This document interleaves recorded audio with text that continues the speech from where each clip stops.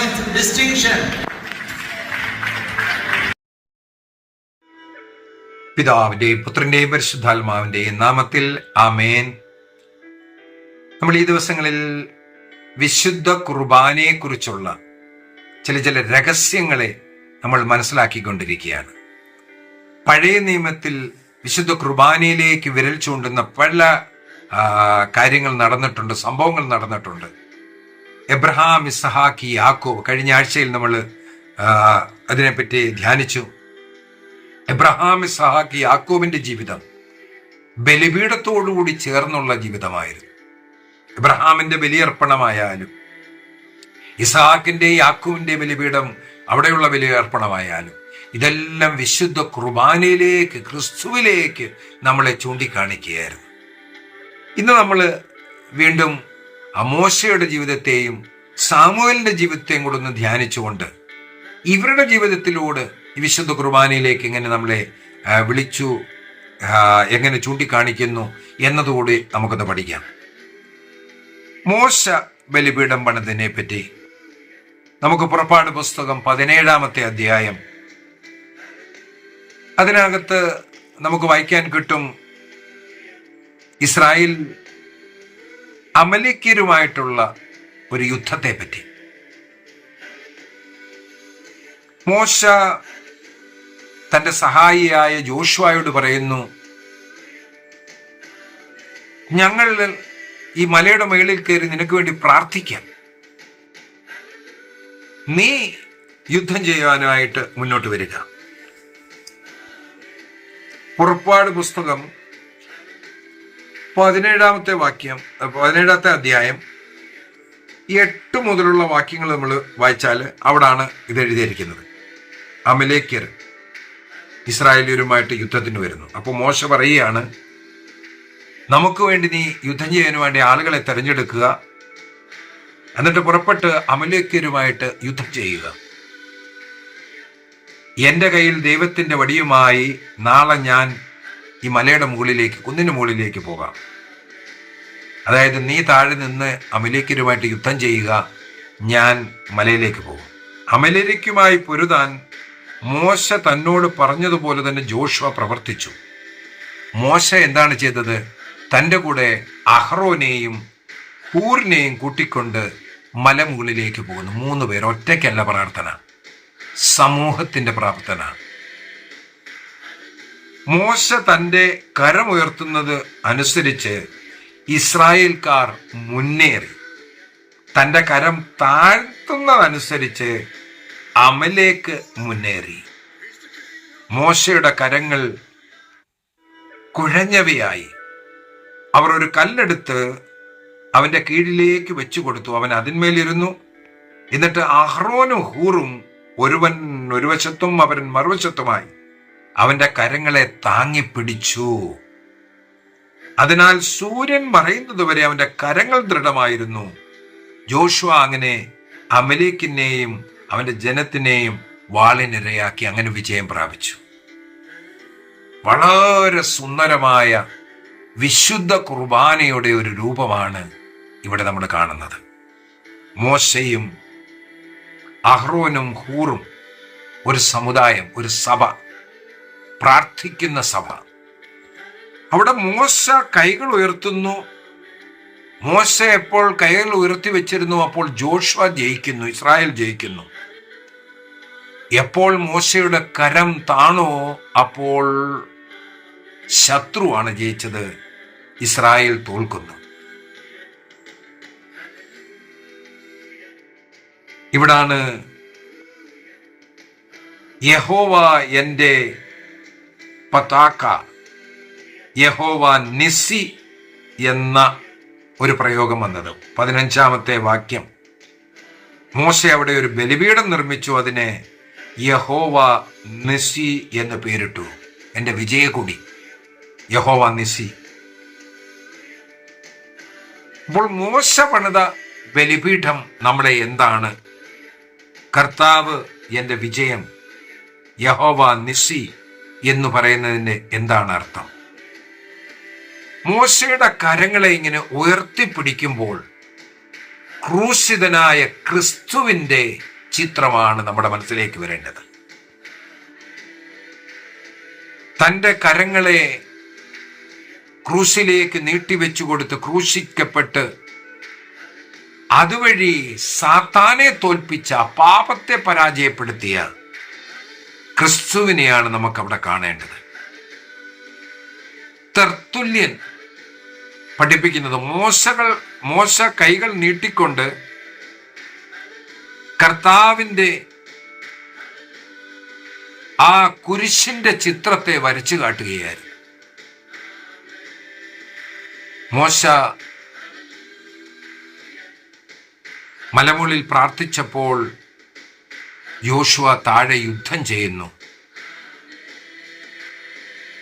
ഇത് തന്നെയാണ് ക്രിസ്തു സ്വർഗത്തിൽ ഇന്ന് പ്രാർത്ഥിക്കുകയാണ്. സഭ ഭൂമിയിൽ ആത്മീയ യുദ്ധം ചെയ്യുകയാണ്. എപ്പോഴെല്ലാം കൈകൾ ഉയർന്നു നിന്നുവോ, അതായത് പ്രാർത്ഥിക്കുന്ന സമയമുണ്ടായിരുന്നുവോ, അപ്പോൾ ക്രിസ്തുവിലൂടെയുള്ള സഭയുടെ വിജയത്തെയാണത് കാണിക്കുന്നത്. അവിടെ മോശ ഒരു ബലിപീഠം പണിതിട്ട് ആ വിജയക്കൊടിയുടെ യാവേ നിസി എന്ന ആ ബലിപീഠം പണിതിട്ട് ബലിപീഠം നമുക്ക് വിജയം തരും എന്നുള്ള ഒരു ഘോഷണ ചെയ്യുകയാണ്. അതായത് നമ്മളുടെ പ്രാർത്ഥനകളെ, നമ്മുടെ യാചനകളെ, നമ്മുടെ ആവശ്യങ്ങളെ, നമ്മുടെ ഹൃദയത്തെ, നമ്മുടെ നന്ദിയുടെ വചനങ്ങളെ, ദൈവത്തിന്റെ സ്തുതിപ്പുകളെ വിശുദ്ധ കുർബാനയിൽ അർപ്പിച്ചുകൊണ്ട് നാം പ്രാർത്ഥിക്കുകയാണെങ്കിൽ യാഹ്വേ നിസി, യഹോവ എൻ്റെ വിജയക്കൊടിയാകും. അതുകൊണ്ടാണ് ഞാൻ ആദ്യത്തെ ക്ലാസ്സിൽ പറഞ്ഞ, ശനിയാഴ്ചത്തെ ക്ലാസ്സിൽ കഴിഞ്ഞ ആഴ്ച പറഞ്ഞായിരുന്നു, നമ്മുടെ എന്താവശ്യത്തിന് വേണ്ടി വിശുദ്ധ കുർബാന അർപ്പിക്കുക. കുഞ്ഞുങ്ങളുടെ പരീക്ഷയാണോ, വിശുദ്ധ കുർബാന അർപ്പിക്കുക, അവരെ വിശുദ്ധ കുർബാനയിൽ പങ്കെടുപ്പിക്കുക. കുമ്പസാരിച്ച് കുർബാന കൊണ്ടിട്ട് ശേഷം അവരെ വിശുദ്ധ പരീക്ഷയ്ക്ക് വിടുക. കാരണം വിശുദ്ധ ബലിപീഠം നമുക്ക് വിജയം തരുന്ന സ്ഥലമാണ്. അതാണ് മോശ പറയുന്നത്, യാഹ്വേ നിസി. ഇനി അടുത്ത ഒരിടത്തോട് ഞാൻ കൊണ്ടുപോകാൻ ആഗ്രഹിക്കുകയാണ്. മോശ അടുത്തതായിട്ട് പണിത് പുറപ്പാട് പുസ്തകം 24-ാമത്തെ അധ്യായത്തിനകത്ത് സീനായി മലയിൽ, അവിടെ സീനായുടെ താഴ്വരയിൽ ദൈവം പറഞ്ഞതനുസരിച്ച് പുറപ്പാട് പുസ്തകം 24-ാമത്തെ അധ്യായം 4 മുതലുള്ള വാക്യങ്ങൾ വായിക്കുകയാണെങ്കിൽ അവിടെയും മോശ 12 കല്ലുകൾ കൊണ്ട് ഒരു ബലിപീഠം ഉണ്ടാക്കുകയാണ്. കല്ലുകൾ പറക്കി വെച്ചിട്ടൊരു ബലിപീഠം. അതിരാവിലെ എഴുന്നേറ്റ് മലയുടെ അടിവാരത്തിൽ ഒരു ബലിപീഠവും 12 ഇസ്രായേൽ ഗോത്രങ്ങൾക്കായി 12 തൂണുകളും നിർമ്മിച്ചു വെച്ചു എന്നാണ് ഇതിൽ 24-ന്റെ 4-ാമത്തെ വാക്യം. എന്നിട്ടാണ് അവിടെ ബലിയർപ്പിക്കുന്നത്. ഹോമബലിയും സമാധാന ബലിയും.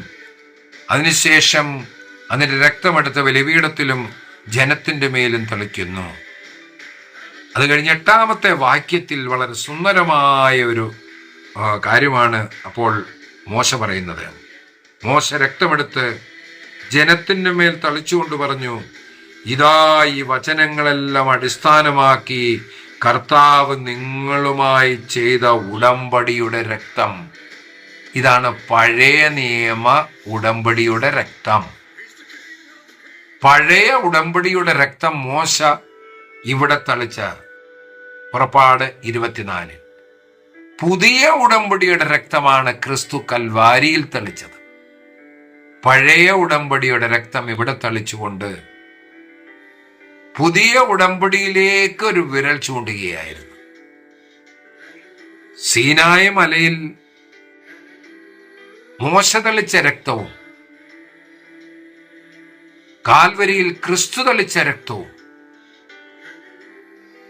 ഇവിടെ കാളകളുടെ രക്തമാണെങ്കിൽ അവിടെ ചൊരിഞ്ഞത് ക്രിസ്തുവിന്റെ ജീവൻ തരുന്ന രക്തമായിരുന്നു. ഇവിടെ പഴയ ഉടമ്പടിയുടെ രക്തമായിരുന്നെങ്കിൽ മത്തായിയുടെ സുവിശേഷം 26-ാം അധ്യായം 28-ാമത്തെ വാക്യത്തിൽ എഴുതിയിരിക്കുകയാണ്, ക്രിസ്തുവിന്റെ രക്തം പുതിയ ഉടമ്പടിയുടെ രക്തമാണ്. അന്ത്യത്താഴ് സമയത്ത് പാനപാത്രം എടുത്ത് ആശീർവദിച്ച് ശിഷ്യർക്ക് കൊടുത്തുകൊണ്ട് പറഞ്ഞ്, ഇതെന്റെ രക്തമാകുന്നു. വരുന്ന ക്ലാസുകളിൽ അന്ത്യത്താഴം ഈക്വൽ ടു കാൽവരി ബലി. ഒന്ന് രക്തരഹിതമായ ബലിയും അടുത്തത് രക്തം ചിന്തിയുള്ള ബലിയും. ഇത് രണ്ടും ഒരു ബലിയായിരുന്നു എന്ന് നമ്മൾ പഠിക്കും മുന്നോട്ടുള്ള ക്ലാസ്സുകളിൽ. വിശുദ്ധ കുർബാനയുടെ രഹസ്യങ്ങൾ അതിൻ്റെ ചുരുളുകൾ അഴിയുകയാണ്. ഇവിടെ നമ്മൾ 12 ഗോത്രങ്ങളെ കാണിച്ചുകൊണ്ട് 12 തൂണുകൾ നാട്ടിയതായിട്ട് പറയുന്നു ബലിപീഠത്തിനോടടുത്ത്. അവിടെ കർത്താവ് അന്ത്യത്താഴം ആഘോഷിച്ചപ്പോൾ ആ പീഠത്തോട് അടുത്തിരിക്കുന്ന 12 ശിഷ്യന്മാരാണ്. ഇവിടെ 12 ഗോത്രങ്ങളുമായിട്ട് ഉടമ്പടി സ്ഥിരീകരിച്ചപ്പോൾ അവിടെ 12 അപ്പസ്തോലന്മാരുമായിട്ട് കർത്താവ് തൻ്റെ പുതിയ ഉടമ്പടി നവീകരിക്കുന്നതായിട്ട് നമ്മൾ കാണുന്നു. അതുപോലെ 3-ാമത്തെ വാക്യം നമ്മൾ വായിച്ചാൽ, മോശ ചെന്ന് കർത്താവിൻ്റെ എല്ലാ വചനങ്ങളും ന്യായപ്രമാണങ്ങളും ജനങ്ങളോട് വിവരിച്ചു. ജനമെല്ലാം ഏകസ്വരമായിട്ട് വിളിച്ചു പറയുകയാണ്, കർത്താവ് കൽപ്പിച്ച കാര്യങ്ങളെല്ലാം ഞങ്ങൾ ചെയ്തു കൊള്ളാം. 3-ാമത്തെ വാക്യത്തിൽ പറയണം, ഞങ്ങൾ ചെയ്തു കൊള്ളാം. വിശുദ്ധ കുർബാനയുടെ ആ സ്ഥാപന വചനങ്ങൾ പറഞ്ഞു കഴിയുമ്പോൾ ജനമെല്ലാം വിളിച്ചു പറയുകയാണ്, ആമേൻ ആമേൻ. കാരണം പഴയ നിയമം ഉറപ്പിച്ചപ്പോൾ അവിടെ ജനങ്ങൾ വിളിച്ചു പറയുകയാണ്, വചനം കേട്ട് ഞങ്ങൾ ചെയ്തു കൊള്ളാം. പുതിയ നിയമത്തിൽ ജനം വിളിച്ചു പറയുകയാണ്, ആമേൻ. വിശുദ്ധ കുർബാനയിലേക്കാണ് ഇതെല്ലാം നമ്മളെ കൊണ്ടുപോകുന്നത്. ഇനി അടുത്തത് 27-ാമത്തെ അധ്യായത്തിൽ നമുക്ക് വായിക്കാൻ കഴിയും. 27-ാമത്തെ അധ്യായം 1 മുതലുള്ള വാക്യങ്ങൾ വായിച്ചാൽ അവിടെ ബലിപീഠം സംബന്ധിച്ചുള്ള നിയമങ്ങളെ നല്ലവണ്ണം വർണ്ണിച്ചു വെച്ചിരിക്കണം. 1 മുതൽ 8 വരെയുള്ള വാക്യത്തിൽ എങ്ങനെയാണ് ബലിപീഠം സ്ഥാപിക്കേണ്ടത്, എന്തുകൊണ്ടാണ് സ്ഥാപിക്കേണ്ടത്, എല്ലാ കാര്യങ്ങളും, ഏതു മരത്തിന്റെ തടിയായിരിക്കണം, അതിന്റെ മണ്ടയ്ക്ക് എന്താണ് ഉണ്ടാക്കേണ്ടത്, എല്ലാ കാര്യങ്ങളും അവിടെ പറഞ്ഞു കൊടുത്തിരിക്കുകയാണ്. അതിന്റെ നീളം, വീതി, അതിന്റെ കൊമ്പുകളെ, എല്ലാ കാര്യങ്ങളും അതിനകത്ത് പറഞ്ഞു വെച്ചിരിക്കുകയാണ്. അത് കഴിഞ്ഞിട്ട് ലേവ്യരുടെ പുസ്തകം 6-ാം അധ്യായം 13-ാമത്തെ വാക്യത്തിൽ നമുക്ക് വായിക്കാൻ കിട്ടും, ബലിപീഠത്തിലെ തീ ഒരിക്കലും അണഞ്ഞു പോകരുത്. ബലിപീഠത്തിലെ തീ ഒരിക്കലും അണഞ്ഞു പോകരുത്. അതുകൊണ്ടാണ് വിശുദ്ധ കുർബാന ദിവസവും നമ്മൾ കൊണ്ടുകൊണ്ടിരിക്കണം. വിശുദ്ധ കുർബാനയിൽ നമ്മൾ ദിവസവും പങ്കുയർന്നുകൊണ്ടിരിക്കണം. വിശുദ്ധ കുർബാനയിൽ ആ ബലിവേദിയിലുള്ള ആ തീ നമ്മുടെ ഹൃദയത്തിൽ നിന്നും നമ്മുടെ ജീവിതത്തിൽ നിന്നും അണയാൻ പാടില്ല. അതിനെ കത്തി ജ്വലിപ്പിച്ചുകൊണ്ടിരിക്കണം. പുറപ്പാട് പുസ്തകം 30-ാം അധ്യായം 1 മുതലുള്ള വാക്യങ്ങളില് അതിനു മുമ്പിൽ ധൂപത്തിന്റെ പീഠമുണ്ട്, സ്വർണം, വിശുദ്ധ വസ്തുക്കളുടെ സ്ഥലങ്ങള്, രാവിലെയും വൈകിട്ടും അതിനു മുമ്പിൽ ധൂപം അർപ്പിക്കണം. ഇങ്ങനെയുള്ള പല കാര്യങ്ങൾ അവിടെ പറഞ്ഞു തന്നിട്ടുണ്ട്. സങ്കീർത്തനം 141:2 പറയുന്നു, എൻ്റെ പ്രാർത്ഥന ധൂപം പോലെ അർപ്പിക്കുന്നു എന്ന്. അതായത് സഭ നിരന്തരം പ്രാർത്ഥിക്കുമ്പോൾ, സഭ ദിവസവും വിശുദ്ധ കുർബാനയിൽ പങ്കെടുക്കുമ്പോൾ ഇത് തന്നെയാണ് ചെയ്യുന്നത്. ദിവസവും രാവിലെയും വൈകിട്ടും അവിടെ ധൂപം അർപ്പിക്കുന്നു, ബലിയർപ്പിക്കുന്നു. രാവിലെ 9 മണിക്കും ഉച്ചകഴിഞ്ഞ് 3 മണിക്കും യെരൂശലേം ദേവാലയത്തിൽ ആ ബലിപീഠത്തിൽ ബലിയർപ്പിക്കുന്നുണ്ട്. ഇതെല്ലാം നമ്മളെ വിശുദ്ധ കുർബാനയിലേക്കാണ് കൊണ്ട് ചെല്ലുന്നത്. ഇനി ഒത്തിരി കാര്യങ്ങളുണ്ട് പഴയ നിയമത്തിൽ. പുറപ്പാട് പുസ്തകം 12-ാമത്തെ അധ്യായത്തിൽ നമുക്കറിയാം, പെസഹ ആചരിക്കുന്നതിനെ പറ്റി പറയുന്നുണ്ട്. അതും വിശുദ്ധ കുർബാനയാണ്. 12-ാമത്തെ അധ്യായം 5-ാമത്തെ വാക്യത്തിൽ നോക്കുകയാണെങ്കിൽ അവിടെ ഊനമില്ലാത്ത കുഞ്ഞാടിനെ അർപ്പിക്കണമെന്നുള്ളത്. 1 പത്രോസ് 1:19 പത്രോസ് ലീഹ പറയുന്നത്, ക്രിസ്തു ആ ഊനമില്ലാത്ത കുഞ്ഞാടാണ്. അവിടെ രാവിലെയും വൈകിട്ടും കുഞ്ഞാടിനെ അറക്കുന്നതിനെ പറ്റി പറയുന്നു. പ്രത്യേകിച്ച് സന്ധ്യയ്ക്ക് 6-ാം വാക്യത്തിനകത്ത് പറയുന്നത്, ക്രിസ്തു ഉച്ച കഴിഞ്ഞ് ഈ 3 മണി സമയത്താണ്, 9 മണി രാവിലെ, വൈകിട്ട് 3 മണിക്കാണ് യെരുശലേം ദേവാലയത്തിൽ ബലിയർപ്പിച്ചിരുന്നത്. ക്രിസ്തുവും ആ 3 മണി സമയത്താണ് ക്രൂശിൽ തന്റെ ജീവൻ വെടിയുന്നത്. അത് കഴിഞ്ഞിട്ട് ദ്വാരമണ്ഡപങ്ങളിൽ, വാതിലുകളിലെല്ലാം രക്തം തെളിക്കുന്നതിനെ പറ്റി പറയുന്നുണ്ട് 7-ാമത്തെ വാക്യത്തിൽ. ക്രിസ്തു കാൽവരിയിൽ ചിന്തിയ രക്തമാണ് നമ്മളെ രക്ഷിക്കുന്നത്. വാതിൽപ്പടികളിൽ ആ ബലി മൃഗത്തിന്റെ രക്തം തളിച്ചുകൊണ്ട് ഇസ്രായേൽക്കാർ രക്ഷപ്പെട്ടതുപോലെ ക്രിസ്തുവിന്റെ രക്തത്തിന്റെ തളിക്കൽ കാരണം നമ്മൾ ക്രിസ്ത്യാനികൾ രക്ഷപ്പെട്ടിരിക്കുന്നു. 8-ാമത്തെ വാക്യത്തിൽ നമ്മൾ കാണുകയാണ് ആ ബലിയർപ്പിച്ച മാംസം ഭക്ഷിക്കണമെന്നുള്ളത്. അതുകൊണ്ടാണ് കർത്താവ് പറഞ്ഞേക്കുന്നത്, എൻ്റെ മാംസം നീ ഭക്ഷിക്കണം, എൻ്റെ ശരീരം യഥാർത്ഥ ഭക്ഷണമാണ്, അതുകൊണ്ട് നീ ഭക്ഷിക്കണം. യോഹന്നാന്റെ സുവിശേഷം 6:54 വാക്യത്തിൽ എൻ്റെ ശരീരം യഥാർത്ഥ ഭക്ഷണമാണ്, എൻ്റെ രക്തം യഥാർത്ഥ പാനീയമാണെന്നും പറഞ്ഞുകൊണ്ട് അത് ഭക്ഷിപ്പാനും പാനിച്ചുവാനും നമുക്ക് തരുന്നു. വടി കയ്യിലെടുത്തുകൊണ്ട് ധൃതിയിൽ ചപ്പൽ ഇതുകൊണ്ട് ധരിച്ചുകൊണ്ട് വേണം അതിന് ഭക്ഷിക്കാനെന്നൊക്കെ പറഞ്ഞുകൊണ്ട് വാക്യം 11 പറഞ്ഞു തരികയാണ്. അതായത് നമുക്കും വിശുദ്ധ കുർബാനയിൽ പങ്കെടുക്കാനുള്ള, വിശുദ്ധ കുർബാനയെ സ്വീകരിക്കാനുള്ള ഈ താല്പര്യം കാണിച്ചിരിക്കണം. എന്നിട്ട് പുറപ്പാട് 12:14 വാക്യത്തിൽ പറയാണ്, ഇത് ചെയ്യണം. കർത്താവ് പറഞ്ഞു കൊടുത്ത കാര്യങ്ങൾ നീ അത് നിന്റെ ജീവിതത്തിൽ ചെയ്യണം. ഓരോ വർഷവും അതിനെ ഓർമ്മിപ്പിക്കാൻ വീണ്ടും പെസഹ ആചരിക്കണം. യേശു എന്തുവാണ് പറഞ്ഞിട്ട് പോയിരിക്കുന്നത്? ലൂക്കസിന്റെ സുവിശേഷം 22-ാമത്തെ അധ്യായം 19-ാമത്തെ വാക്യത്തിൽ, അതുപോലെ 1 കൊരിന്ത്യർ 11-ാമത്തെ അധ്യായത്തിൽ, അവിടെയെല്ലാം വീണ്ടും വീണ്ടും പറഞ്ഞു തരികയാണ്, ഇതെൻ്റെ ഓർമ്മയ്ക്കായി നിങ്ങൾ ചെയ്യുവീൻ. കർത്താവിൻ്റെ 2-ാം വരവ് വരെ ക്രിസ്തുവിൻ്റെ ജീവിതത്തെ ഓർക്കാൻ, ക്രിസ്തുവിനെ ഓർക്കുവാൻ, ക്രിസ്തുവിൻ്റെ ഓർമ്മയ്ക്കായിട്ട് അത് ചെയ്യണം. അതാണ് വിശുദ്ധ കുർബാന. ക്രിസ്തുവിൻ്റെ ജീവിതമാണ് മൊത്തം. വിശുദ്ധ കുർബാനയിലെ പ്രാർത്ഥന മുഴുവൻ വിശുദ്ധ കുർബാന. ഞാൻ വിശുദ്ധ കുർബാനയെക്കുറിച്ചും മുന്നോട്ടുള്ള ക്ലാസ്സുകളിൽ പറഞ്ഞു തരാം. എന്തുകൊണ്ടാണ് ഈ വിശുദ്ധ കുർബാന നമ്മുടെ ജീവിതത്തിന്റെ കേന്ദ്രബിന്ദുവാണ്? Source and submit.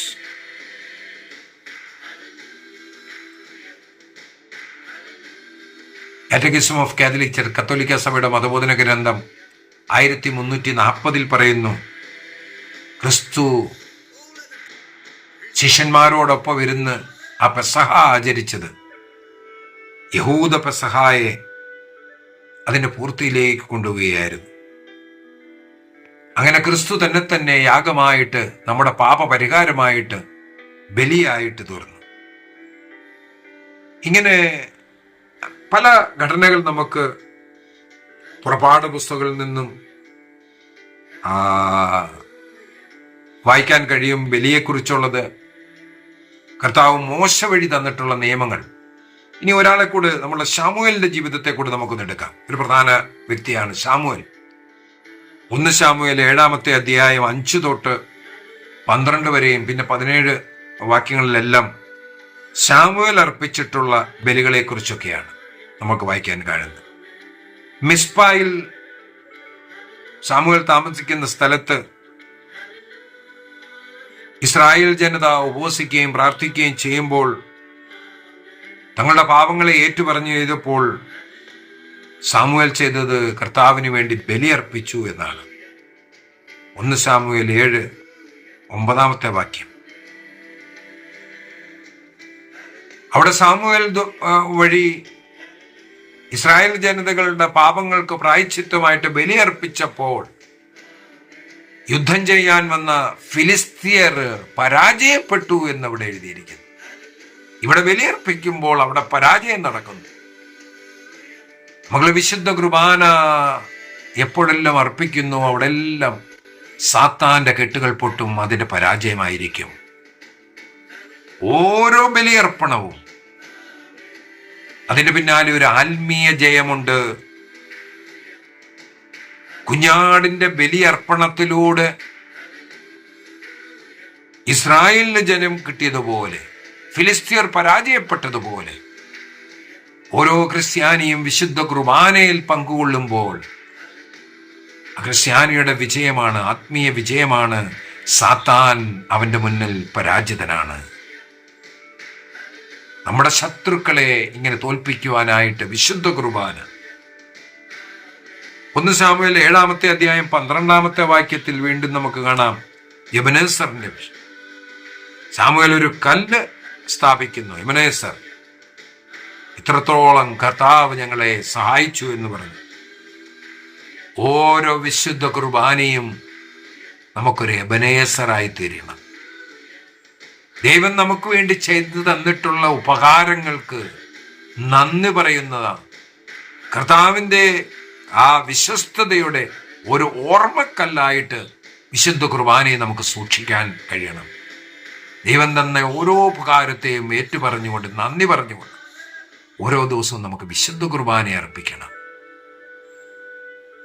അടുത്തതായിട്ട് ശമൂവേൽ പ്രവാചകൻ ചെയ്തത് റാമായിൽ കർത്താവിനൊരു ബലിപീഠം പണിതായിട്ട് 1 ശമൂവേൽ 7-ാം അധ്യായം അതിൻ്റെ 17-ാമത്തെ വാക്യത്തിൽ നമുക്ക് വായിക്കുവാൻ സാധിക്കും.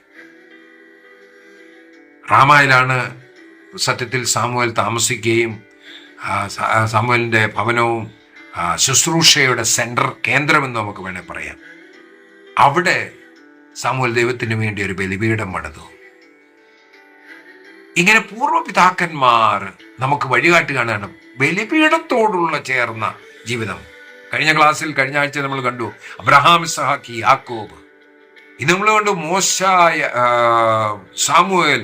ഇവരെല്ലാം ബലിപീഠത്തോട്, അതിനർത്ഥം വിശുദ്ധ കുർബാനയോട് ചേർന്ന ജീവിതം നയിക്കുന്നവരാണ്. നമ്മുടെ ജന്മം മുതൽ മരണം വരെ നമ്മുടെ ജീവിതവും ബലിപീഠത്തോട് ചേർന്നതായിരിക്കണം. ശമൂവേലിന്റെ ജീവിതത്തിൽ, ശമൂവേൽ ജനിക്കുന്നതിന് മുമ്പേ ശമൂവേലിന്റെ അമ്മ അന്ന ബലിപീഠത്തോട് ചേർന്ന് പ്രാർത്ഥിച്ചപ്പോൾ, നേർച്ച നേർന്ന് പ്രാർത്ഥിച്ചപ്പോൾ, വന്ധ്യായ അവൾക്ക് ശമൂവേലിനെ പോലുള്ള വലിയ ഒരു മഹാനായ പുത്രനെ കൊടുക്കുന്നു. ആ മകനെ ആ അമ്മ പാലുകൂടി കഴിഞ്ഞിട്ട് ദൈവത്തിന്റെ ബലിപീഠത്തിൽ കാഴ്ചവെച്ചതിനെ ദൈവത്തിന്റെ ബലിപീഠത്തോട് മകനെ ചേർത്ത് വെച്ചു. നമുക്ക് ദൈവം തരുന്ന കുഞ്ഞുങ്ങളെ ബലിപീഠത്തോട് ചേർത്ത് വെക്കണം. അപ്പോൾ ആ അമ്മയുടെ ജീവിതത്തിൽ മക്കളില്ലാത്ത വന്ധ്യയായ അമ്മ വീണ്ടും 5 പ്രാവശ്യം കൂടെ പ്രസവിച്ചു എന്നാണ് എഴുതിയിരിക്കുന്നത്. നമുക്ക് ദൈവം തന്ന കുഞ്ഞുങ്ങളെ ദൈവത്തോട് ചേർത്ത്, ബലിപീഠത്തോട് ചേർത്ത് വെക്കുമ്പോൾ ദൈവത്തിന്റെ അനുഗ്രഹത്തിന്റെ, കരുണയുടെ, ആശീർവാദത്തിന്റെ കാരണമായി തീരും. ആ കൊച്ചു ശമൂവേലിനെ, അബാലനായ ശമൂവേലിനെ കർത്താവിന്റെ ഭവനത്തിൽ ആ ബലിപീഠത്തോട് ചേർത്ത് നിർത്തിയതിനാൽ ആ കുടുംബത്തിന് അനുഗ്രഹത്തിന് കാരണമായി. ആ ശമൂവേൽ ബാല്യാവസ്ഥ തൊട്ട് കർത്താവിന്റെ ബലിപീഠത്തോട് ചേർന്ന് വളർന്നവനായതിനാൽ ദൈവത്തിന്റെ പ്രിയപ്പെട്ട മകനായിട്ട് വളർന്നു വരുന്നു. നമ്മുടെ ജീവിതം ഇതുപോലൊരു കുർബാന കേന്ദ്രമായ ഒരു ജീവിതമായിരിക്കണം. ശമൂവേൽ ബലിപീഠത്തിന് മുമ്പിൽ വളർന്നു വന്നതുപോലെ 1 ശമൂവേൽ 3-ാമത്തെ അധ്യായം 3-ാമത്തെ വാക്യത്തിൽ അതിന് മുന്നിലായിരുന്നു അവൻ കിടക്കുന്നതും രാത്രിയിൽ ഉറങ്ങുന്നു. അപ്പോഴാണ് ദൈവത്തിന്റെ വെളിപാട് ഒക്കെ കേൾക്കുന്നത്. നമ്മുടെ ജീവിതം ഇതുപോലെ തന്നെ ആയിരിക്കണം. അപ്പോൾ നമുക്കും നമ്മുടെ കുടുംബത്തിനും അനുഗ്രഹം കിട്ടും. പഴയ നിയമം പല കാര്യങ്ങൾ ഇങ്ങനെ ദൈവത്തോട് ചേർന്ന്, ദൈവത്തിന്റെ ബലിപീഠത്തോട് ചേർന്ന് ഉള്ളതാകാനും വേണ്ടി പറഞ്ഞു തരികയാണ്. നാളെ മുതലുള്ള അടുത്ത ക്ലാസ്സുകളിൽ നമുക്ക് പഴയ നിയമത്തിൽ ലേവ്യരുടെ പുസ്തകത്തിൽ 5 ബലികളെ കുറിച്ച് പറഞ്ഞിട്ടുണ്ട്. 5 ബലികളെ കുറിച്ച്. ഈ 5 ബലികളും ക്രിസ്തുവിന്റെ കുരിശിന്റെ ബലിയാണ് എന്നുള്ളത് നമ്മൾ പഠിക്കാൻ പോവുകയാണ്. ഈ 5 ബലികളും, ബലി നിയമങ്ങൾ ഉണ്ടാക്കിയത് ക്രിസ്തുവിൻ്റെ കാൽവരി കുരിശ് ബലിയുണ്ടല്ലോ, ആ ബലിയോട് നിയമങ്ങളാണ്. അതിനോട് ചേർന്ന് നിൽക്കാനും വേണ്ടിയാണ് ലേവ്യരുടെ പുസ്തകത്തിലെ ആ മോശ വഴിയുള്ള നിയമങ്ങൾ ദൈവം കൊടുത്തത്. നമുക്ക് നാളെ മുതലുള്ള ക്ലാസ്സുകളിൽ അതിനെ നമുക്ക് പഠിക്കണം.